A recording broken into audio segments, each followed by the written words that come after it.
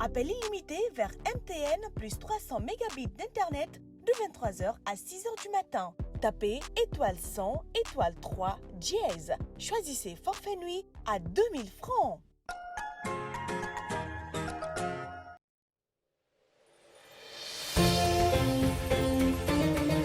À vous l'antenne. Appelez le...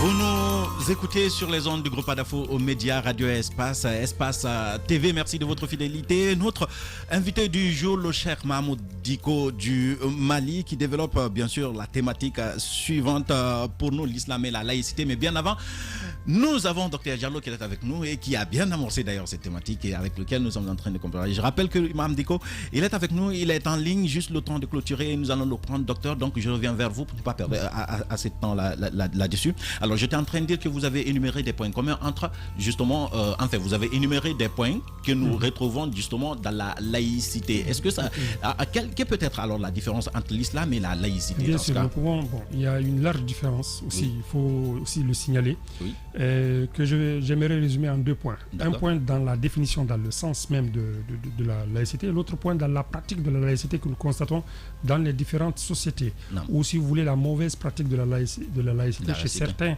c'est-à-dire chez certains. Voilà, donc dans la définition, si nous considérons que l'islam est une religion, alors il faut comprendre que l'islam ne peut pas accepter qu'on dise que nous devons séparer toute religion du pouvoir. C'est-à-dire, ce n'est pas possible, l'islam ne peut pas l'accepter parce que selon le programme musulman, d'ailleurs, selon le musulman lui-même et selon l'islam, le programme politique musulman est un meilleur programme de gestion des peuples que nous invitons d'ailleurs les autres, c'est-à-dire les autres sociétés, à l'utiliser dans leur gestion de peuple, de façon politique ici, de façon de gestion, c'est-à-dire pour aider les peuples, pour les aider à retrouver au fait une bonne façon de gestion de peuple. Ça c'est d'un côté, du point de vue bien sûr, ici, définition, il y a cette nette différence qui existe. On ne peut pas séparer l'islam du pouvoir. C'est pas du tout non. De l'autre côté, du point de vue application pratique, nous constatons qu'il y a d'autres qui pensent que la laïcité veut dire tout simplement qu'il faut mettre la religion à côté, même en tant qu'individu. Oui, je suis guinéen, je suis musulman, l'État guinéen est laïque, mais moi, guinéen, je ne suis pas laïque. Ce n'est pas le citoyen qui est laïque, c'est l'État qui est laïque. Je reste musulman, croyant. Machallah. Vous avez, je ne sais pas, vous arrêtez. Oui, mais en fait, c'est ça. C'est un point important, très important. Il faut comprendre qu'en tant que Guinéen, nous devons accepter toute loi qui nous régisse, mais aussi il faut savoir que la laïcité, c'est pour l'État. Justement. Quant à l'individu, il reste lui avec sa religion. C'est pour ça que ce n'est pas normal. C'est pas normal de trouver, c'est-à-dire la laïcité qui est là, qui est contre tout ce qui est religieux. La situation, par exemple, des voiles, l'interdiction des voiles dans les établissements scolaires. Dire que le voile est un signe religieux, donc tout signe religieux est interdit dans tout ce qui est étatique, dans tout ce qui est public. Ce n'est pas du tout logique. La laïcité ne veut pas dire cela. Ça, c'est la mauvaise application de la laïcité. Ça, c'est la mauvaise application de la laïcité. D'accord. Nous allons continuer donc ces débats, à continuer ces débats, effectivement, cette fois-ci, avec le Cheikh Mahmoud Dicko depuis Bamako. Cheikh, salam alaikum. Wa alaikum salam wa rahmatullahi wa barakatuh. Merci beaucoup d'accepter notre invitation. Cher, c'est un honneur de vous avoir sur cette antenne, personnellement pour la deuxième fois. Merci bien. C'est un honneur aussi pour moi, vraiment, d'être avec vous. Alors, cher, nous avons voulu développer cette thématique avec vous aussi, l'islam et la laïcité. Merci bien. Je vous salue d'abord. Je salue tout le peuple frère de la République de Guinée. Je souhaite un bon Ramadan à tout ce peuple musulman de Guinée. Un très bon carême à tout le monde. Je suis très heureux de participer à cette émission et donner mon point de vue par rapport à ce débat. Machallah. C'est un débat aujourd'hui qui n'est pas seulement au niveau de la Guinée ou de l'Ali. C'est un débat aujourd'hui qui intéresse la Oumma, voire le monde entier. Donc, en ce qui concerne l'islam la laïcité, je crois qu'il y a beaucoup de nuances, il y a beaucoup de choses que les gens disent, c'est vrai. L'islam est une religion entière qui est venue pour encadrer la vie de ses adhérents dans tous les sens. Mais l'islam, en tant que gestion de l'État, est un système qui cohabite avec toutes les autres religions et les courants de pensée. Donc, si la laïcité, c'est accepter les autres, l'islam est la religion par essence, en réalité, qui accepte cette laïcité. Vous savez, le prophète de l'islam, quand il a quitté la Mecque pour s'émigrer et aller en Médine, il a regroupé tous les habitants de la cité pour faire ce qu'on appelle dans le jargon de l'islam, ou de l'islam, le premier pacte en islam qui a été scellé entre tous les habitants de la communauté de Médine, de la cité de Médine, où il y avait toutes les religions. Il y avait des juifs, il y avait des chrétiens, il y a des athées, il y a d'autres, des religions traditionnelles. Tout le monde était là, mais le pacte a été signé entre eux et les musulmans pour défendre ensemble la cité de Médine. Et voilà, ce pacte-là existe, il est connu, c'est le roi Médine. Donc, ce pacte-là, si ça démontre quelque chose, c'est d'abord la largesse et l'intelligence et la capacité de l'islam de cohabiter avec d'autres religions qui n'est pas la même religion, mais partager un espace, partager une cité. Et donc, si c'est vraiment là la compréhension de la laïcité, donc la religion de l'islam est par essence une religion qui accepte la laïcité. Ça, c'est des choses que je voudrais quand même partager avec les autres. J'ai écouté avec beaucoup d'intérêt notre frère de la République de Guinée qui parlait de la laïcité. C'est vrai, la laïcité en tant que... Il n'y a pas de laïcité en tant que système. La laïcité, ça veut dire tout simplement, dans mon entendement, que le premier d'ailleurs qui a montré le signal, c'est le prophète de l'islam. C'est-à-dire accepter de gérer une cité diverse avec toutes les opinions, tous les courants de pensée, pour dire que bon, voilà, nous sommes tous là. Mais pour la gestion de la cité, on se met ensemble pour défendre notre cité. Acceptons certaines règles des communes. Ça, je crois que c'est ça que nous comprenons, la laïcité. La laïcité, en réalité, ça n'a rien à voir avec notre foi interne. Parce que nous sommes dans un pays où on se dit laïque, que ce n'est pas l'État qui gère l'endroit, donc on ne permet pas à quelqu'un d'être vu comme musulman, de paraître comme musulman. Et on qualifie l'espace dans lequel on veut ça d'espace public. L'espace d'être public, quand je ne peux pas être ce que je suis dans cet espace. Je crois que l'espace public, c'est l'espace qui me permet, moi, qui est musulman, d'être vu comme musulman. Celui qui est autre chose, d'être vu comme ce qu'il est. Mais chacun de nous est libre de valider dans ses affaires.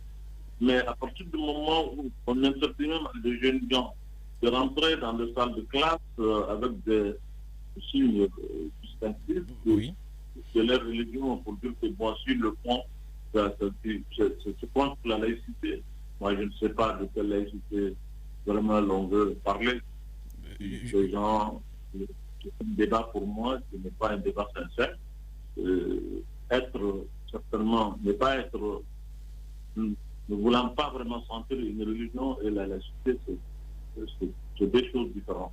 D'accord. À ce niveau, cher, moi j'ai envie de vous demander par exemple, qu'est-ce qui amène cette situation, par exemple, qu'on refuse le voile à une dame dans une salle de classe au nom de la laïcité, parce qu'on ne voudrait pas, par exemple, que des signes appartenant à une religion, des signes distinctifs appartenant à une religion soient un fait qui influence d'autres qui ne sont pas de cette religion dans un endroit public.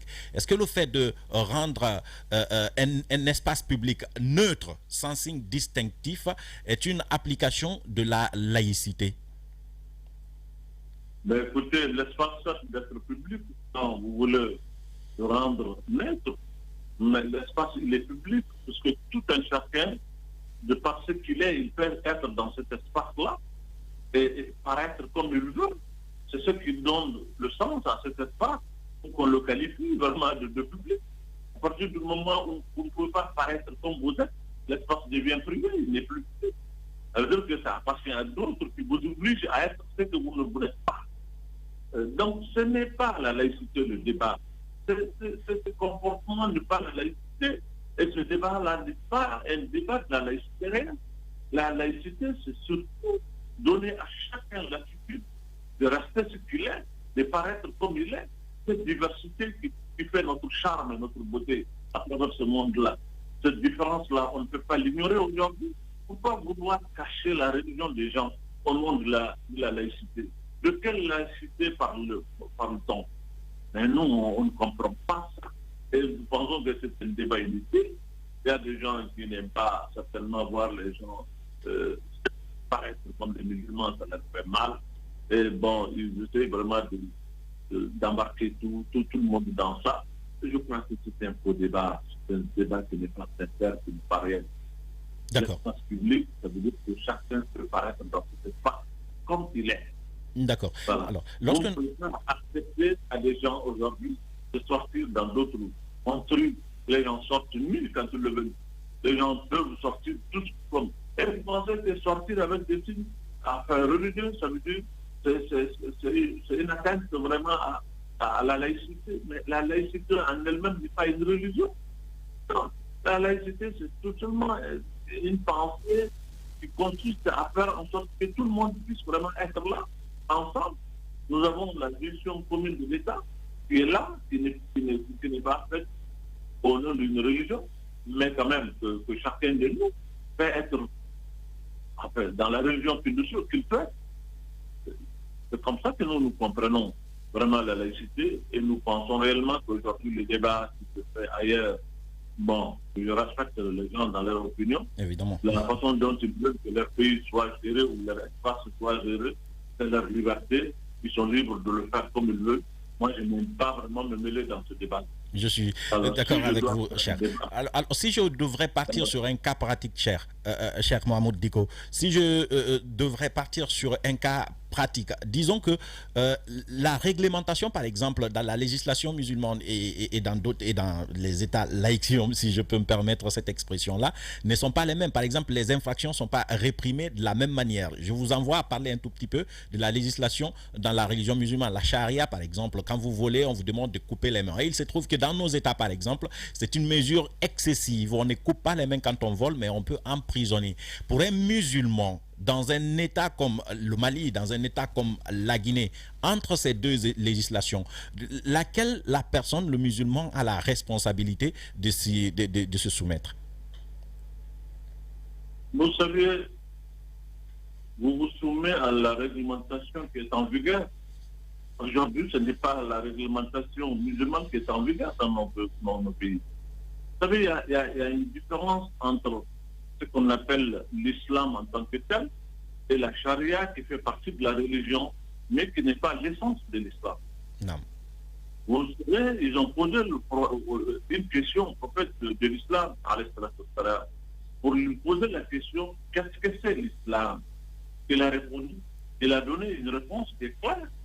الإسلام أن تشهد أن لا إله إلا الله أن محمد رسول الله وتقيم الصلاة وتؤتي الزكاة وتصوم رمضان وتحج البيت.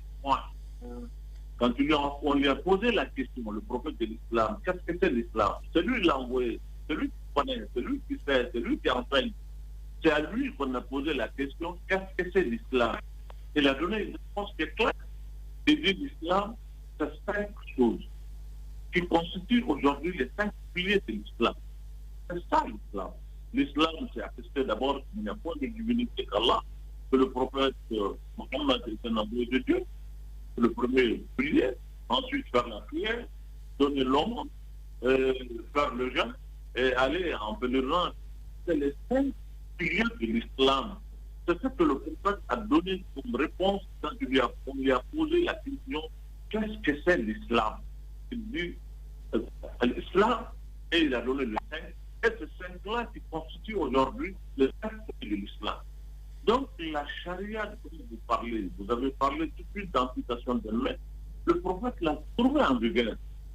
Après, la charia n'est autre chose qu'en réalité un instrument de protection de la société. Nous sommes ensemble, que les gens ne volent pas, que les gens ne s'entretuent pas. Ça, c'est un modèle qui permet aux gens de rester et que chacun vraiment puisse respecter l'autre. C'est dissuasif. C'est des lois qui sont dissuasives. Ce ne sont pas des choses vraiment qui sont là, qu'il faut appliquer tout de suite, parce qu'on les fait. C'est des choses aussi qu'on applique exceptionnellement. Et le prophète de l'islam, quand il est venu, les gens dont les mains ont été amputées et connues, on peut le citer sur le doigt de la main. Les gens qui ont été lapidés, c'est quelques cas. Donc, c'est des lois qui sont dissuasives. En réalité, c'est pour permettre à cette société de se respecter, de vivre ensemble. Mais l'islam, quand il y a une situation qui permet à ces délits et ce comportement-là d'être répréhendés dans ce que l'islam a dit, mais que les gens peuvent faire aussi leur islam sans problème, le problème ne se pose pas aujourd'hui en termes de qu'est-ce qu'il faut appliquer, qu'est-ce qu'il ne faut pas appliquer. Nous sommes dans des pays hérités d'un système qui n'est pas le nôtre, mais dans lequel on est obligé de trouver des voies et moyens pour vivre notre religion, vivre notre foi, mais aussi les lois qu'on nous a léguées ici, si ça permet que les sociétés vraiment aillent en air entre nous-mêmes et que nous puissions vivre en paix et que chacun peut pratiquer sa foi sans problème. Alors où est le problème dans ça? Il n'y a pas de problème. Cheikh Mahmoud Diko, imam de la mosquée Salam de Badalabougou, c'est au Mali. Alors, je reviens toujours sur la question de la législation pour un musulman, imam Diko. Est-ce qu'un musulman pourrait accepter dans un État laïque comme le nôtre, par exemple, qu'on lui applique une loi qui pourrait être contraire à la réglementation islamique, par exemple? Vous savez, les lois qui sont là, oui. Généralement, quand les lois, ils sont faites pour quoi? Les lois sont faites pour les citoyens qui habitent dans un endroit précis. Les lois ne sont pas faites pour être appliquées à des gens qui ne les acceptent pas, qui ne le veulent pas. Pourquoi veut-on vraiment appliquer une loi à un groupe de sociétés qui réclament de l'islam? On sait que si on leur fait ça, c'est contraire à leur vision des choses, c'est contraire à leur éthique. Pourquoi on veut le faire? Parce que c'est ça. La loi se prend par intelligence, pour savoir que la loi, on élit des députés qui sont nous-mêmes, nos frères, les gens avec lesquels nous vivons, qui nous connaissent, qui connaissent nos vies, qui connaissent nos coutumes, qui connaissent nos religions, qui connaissent nos traditions.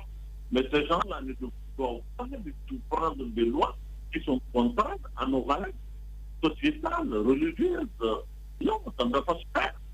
Dans une république, qu'elle soit laïque ou pas, les lois sont appelées à être appliquées sur des citoyens qui ont des sensibilités, qui ont des religions, qui ont des coutumes, qui ont des traditions. Et nos lois doivent respecter ça. Pourquoi prendre une loi qui m'est contraire, qui me contraigne vraiment, et puis vouloir même m'appliquer ça, alors que la loi est censée être une loi qui a été prise du second avec mon consentement? Il y a un problème dans ça. Ce débat-là, il faut peut-être vraiment l'approfondir pour que nos législateurs, les gens comprennent pour prendre des lois. Ils doivent prendre des lois qui sont conformes à nous, des lois qui vont avec nos valeurs sociétales et avec lesquelles on se retrouve.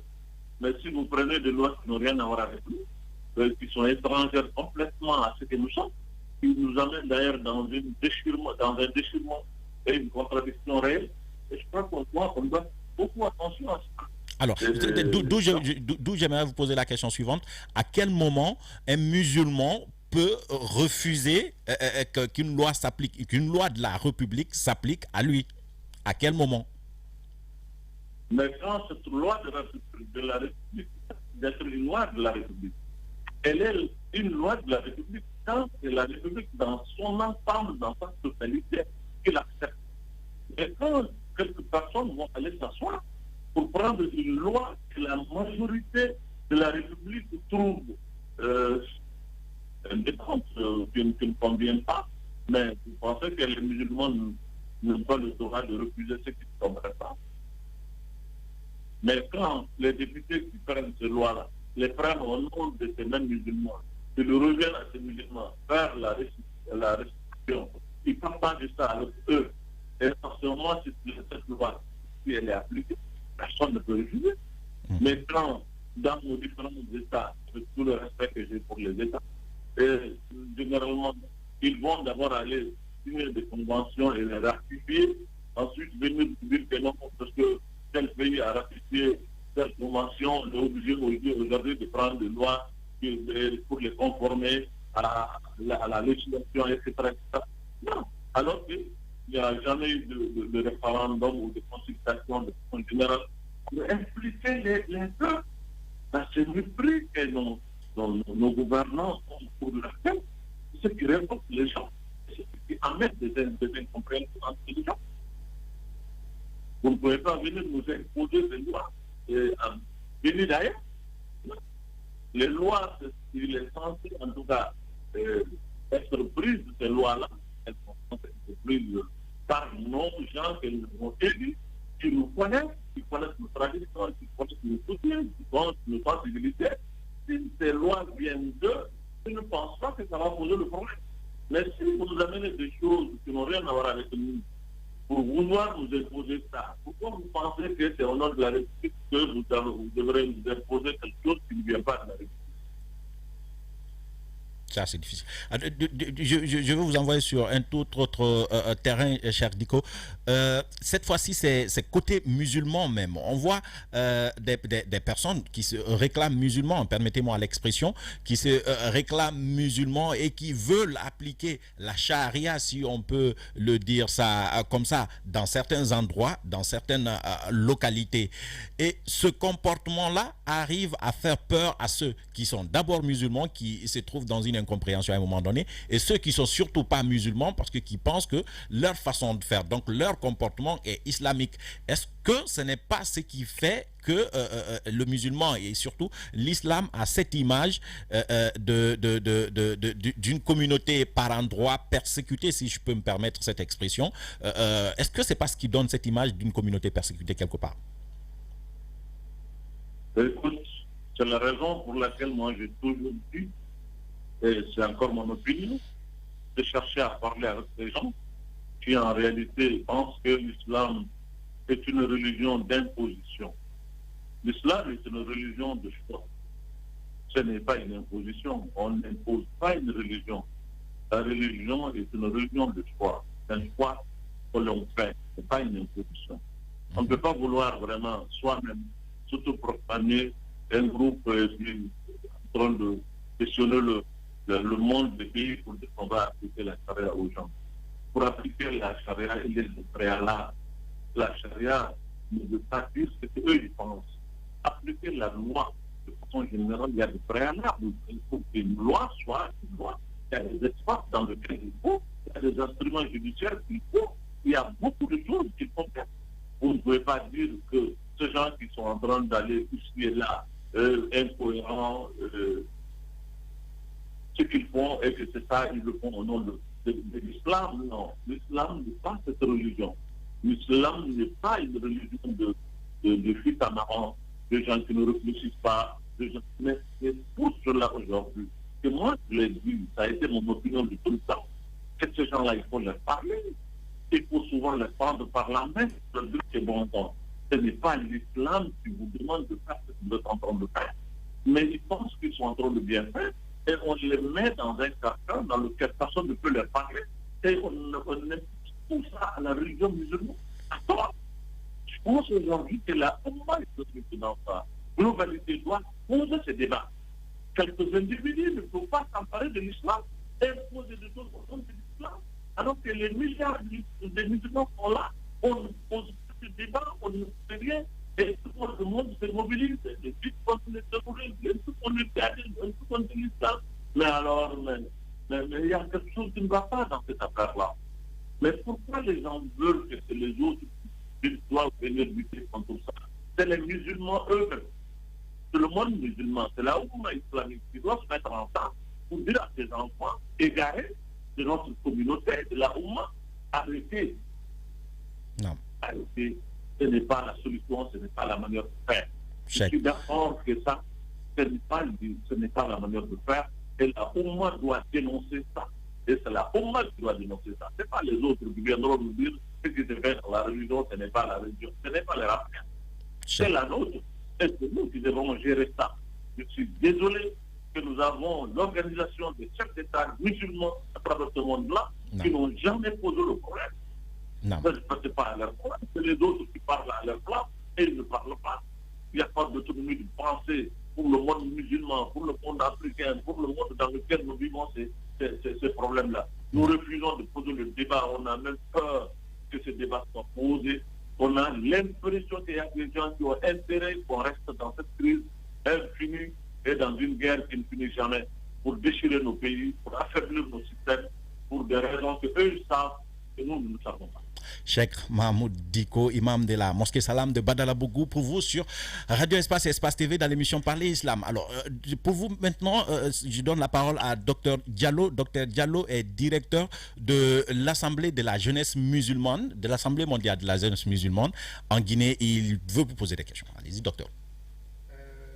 Imam, assalamu alaikum wa rahmatullahi ta'ala wa barakatuh. Imam, assalamu alaikum.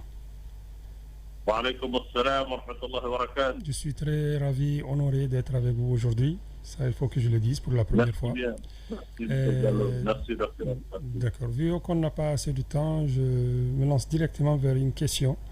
Au fait, qu'en dites-vous de ces personnes ou quoi dire à ces personnes qui pensent qu'en tant qu'imam, on ne peut pas parler de politique?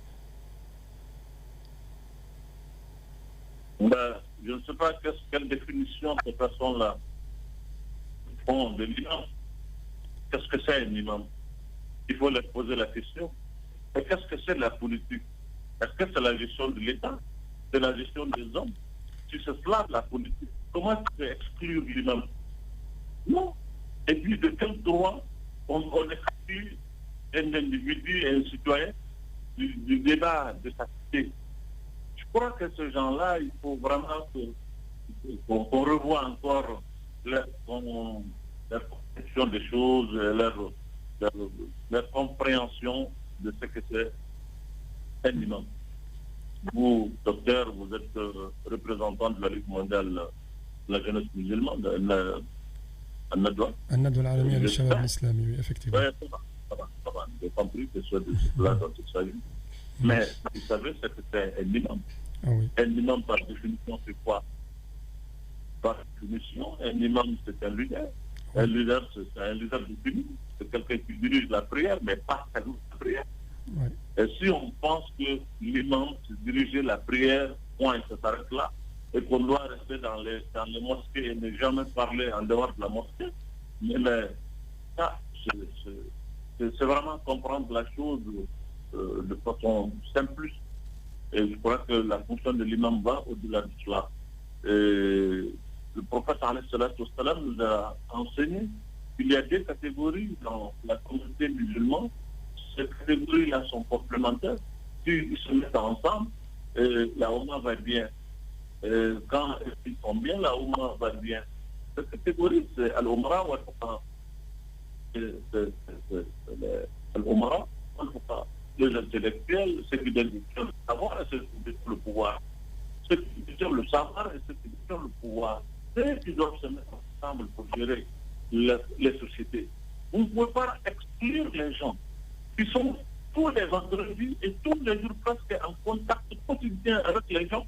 Vous voyez que les gens adhèrent à une cause, vous comprenez tout sans partager avec eux. Vous avez la gestion commune ensemble. Et aujourd'hui, il y a une contradiction dans nos sociétés.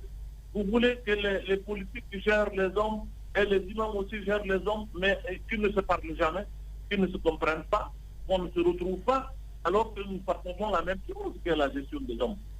Je crois qu'aujourd'hui, nous avons tous à parler ensemble et à regarder vers la même direction pour qu'aujourd'hui nos sociétés puissent sortir de l'impasse.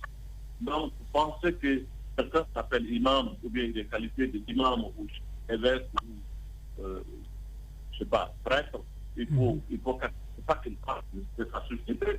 Non, c'est vraiment une compréhension et une lecture qui est peut-être qui date d'une époque qui est révolue. Et il faut le comprendre. Et je comprends aussi l'attitude des gens qui sont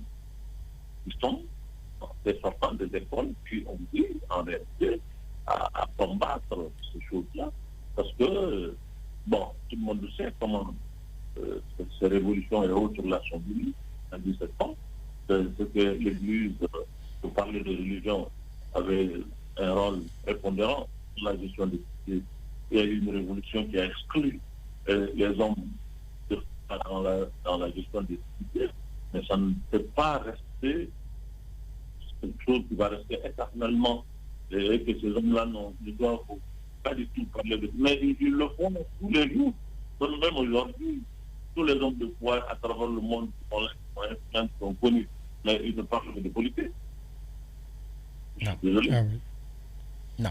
Ah oui. Voilà, donc je pense bien que c'est la seule question. J'aurais juste un dernier mot à mon cher imam. Imam, et je profite de l'occasion pour vous déclarer que je vous aime en Allah. Merci. Moi, je vous poserai encore bien une question. Imam, on sait que dans une république, on parle souvent de citoyens. La république parle d'abord des citoyens avant de parler de musulmans, de chrétiens, ainsi de suite. Et on sait, le musulman, enfin, en islam, on parle d'abord de croyants, donc de musulmans, de croyants. J'ai envie de savoir dans ce cas, dans un tel contexte, on est citoyen avant d'être croyant ou on est croyant avant d'être citoyen? Dans une république, dans un État comme les nôtres, par exemple. J'ai compris cette question piège. Non, ce n'est pas... Je savais. Le journaliste imposé surtout à l'imam. Écoutez, vous savez, d'accord. On est d'abord serviteur, créature de Dieu, avant d'être quoi que ce soit pour nous. Non. La République, c'est les hommes qui se mettent ensemble pour faire la République. Et ces hommes-là sont des créatures de Dieu, d'abord, avant que la République même ne soit. Non. Ça, c'est notre conception de la chose. Donc, la République, c'est un regroupement que nous avons librement consenti et choisi pour nous dans la gestion de nos sociétés. C'est ça qui est la République. C'est la chose que nous partageons ensemble en commun. Et ça, là, c'est des règles qui les mettent. La République en soi-même, c'est pas la République qui nous impose une chose. C'est nous qui avons fait la République. D'abord, c'est nous d'abord, ensuite la République. Parce que pour que la République soit, il faut qu'on soit d'abord. Et c'est nous qui mettons les règles qui gèrent cette République. Non. Et on doit mettre des règles vraiment qui sont conformes à notre vision, à notre façon de faire, à notre identité. C'est ce qui donne un sens à une République. Si on met quelque chose pour dire qu'on se retrouve dans ça, et c'est cette chose qui nous gouverne, c'est sous ça qu'on est gouverné, nous acceptons qu'on soit gouverné par ça. Et c'est ça qui s'appelle République. Et comme on le dit en latin ou en grec, ou je ne sais pas quoi, ils disent que c'est la chose publique, c'est la cité publique, c'est la chose que nous partageons en commun. Alors, donc, puisque la République vient avant la citoyenne, alors que c'est les citoyens qui ont créé la République, je ne sais pas. En termes journalistiques, qu'est-ce que ça veut dire, je n'en sais rien. Pour moi, nous sommes d'abord nous-mêmes créatures, serviteurs de celui qui nous a créés d'abord, avant d'être Non. Merci beaucoup. Mais je suis, n'oubliez pas, et je ne peux pas vous répondre autrement qu'avec les arguments des imams. Évidemment, vous êtes imam Diko, imam de la mosquée Salam de Badalabougou, imam.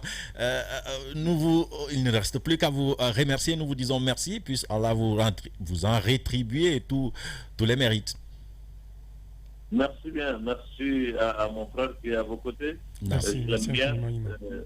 Je remercie aussi la télévision Espace, qui est devenue maintenant télévision Anne. Je remercie tout le peuple guinéen. Je leur souhaite vraiment un très bon carême. Et Inch'Allah, on dira. Merci bien. Salam alaikum, imam. C'était donc imam Cheikh Mahmoud Diko, imam de la mosquée Salam de Badalabougou. Docteur, on a encore quelques minutes pour finir maintenant cette émission. À la fin, qu'est-ce qu'on doit retenir de cette thématique, l'islam et la laïcité? Parce que d'après ce que vous avez dit, il n'y a pas de contradiction entre vos dires. Il n'y a que des mêmes mots sortis des différentes, enfin des bouches différentes, si on peut dire ça comme ça. Oui. C'est-à-dire, au fait, tout ce qui nous... En fait, il y a plusieurs points, mais il faut tout simplement dire qu'il faut bien appliquer la laïcité. Lorsque la laïcité elle est bien appliquée, elle n'a pas presque de contradiction avec l'islam. Parce que l'islam l'accepte déjà. C'est pour cela que je dis, moi, je suis responsable de ce que je dis. Le premier programme politique qui a effectivement parlé de laïcité, c'est l'islam. Parce que l'islam a dit, il y a 14 siècles de cela et demi, 14 siècles et demi, l'islam a dit « La ikraha fid din », nulle contrainte dans la religion. Ici, nous parlons ici de la liberté du culte. L'islam aussi qui a dit, je parle ici du Coran. Le Coran qui a dit, lakum dinukum waliya din, vous avez votre religion et j'ai la mienne. Ici, il y a aussi la neutralité. Parce qu'il s'agit du prophète qui parle, il s'agit d'un chef d'État qui parle. Il y a ici la neutralité de l'État vis-à-vis des différentes religions. La laïcité, si elle veut dire l'acceptation de l'autre, la liberté d'expression, la liberté de religion, de croire, et la neutralité de l'État face aux différentes religions, aux différentes confessions religieuses, alors ici, nous parlons de l'islam. Alors ici, l'islam salue cette forme de la laïcité. D'ailleurs, il est le fondateur de cette forme. Mais si la laïcité veut dire il faut oublier la religion à la maison avant de sortir, et être tout simplement laïque et ne pas montrer aucun signe de notre religion dehors, nous dirons tout simplement que non. Ici, nous sommes contre cette forme de laïcité. Et je rappelle que la loi guinéenne est aussi contre cette forme de laïcité. D'accord.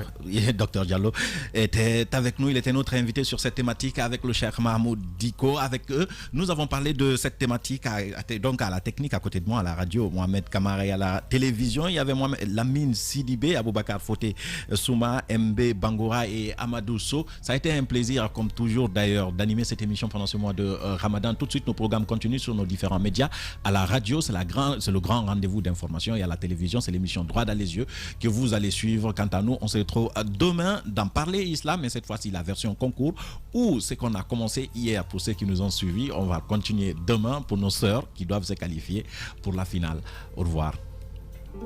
Pour offrir ou demander un pass internet ou comme j'aime avec MTN, tapez étoile 100 étoile 6 dièse.